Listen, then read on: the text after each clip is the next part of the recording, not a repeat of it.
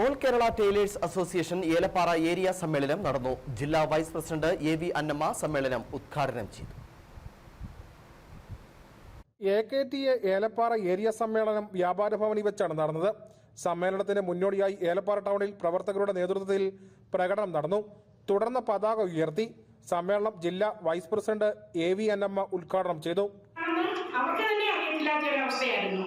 ഒരു മനുഷ്യൻ ജനിക്കുന്നത് മുതൽ അവൻ മരിച്ച് മണ്ണടിയുന്നത് വരെ ഒരു തയ്യൽ തൊഴിലാളിയുടെ സേവനം ആവശ്യമുണ്ടായിരുന്നു. അതായത് ആനയുടെ ബലം അറിയത്തില്ല എന്ന് പറഞ്ഞുകൊണ്ട് നമുക്ക് നമ്മുടെ ബലം അറിയത്തില്ലാത്ത ഒരവസ്ഥയായിരുന്നു. ആ സമയത്താണ് നമ്മുടെ മുൻ നേതാക്കൾ, നമ്മളുടെ അനുശോചനത്തിൽ വായിച്ച നമ്മുടെ മുൻ നേതാക്കൾ, അവരുടെ അക്ഷാന്ത പരിശ്രമം കൊണ്ടാണ് നമ്മുടെ ഒരു സംഘടന രൂപീകരിച്ചത്.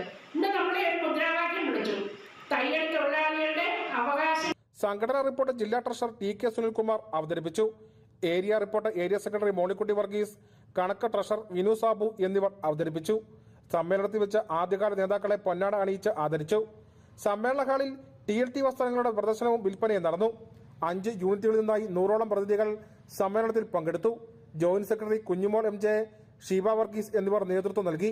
പ്രസിഡന്റായി ശാരദാമണിയെയും സെക്രട്ടറിയായി മോളിക്കുട്ടി വർഗീസിനെയും ട്രഷററായി ബിനു സാബുവിനെയും സമ്മേളനം തെരഞ്ഞെടുത്തു. News bureau, Elappara.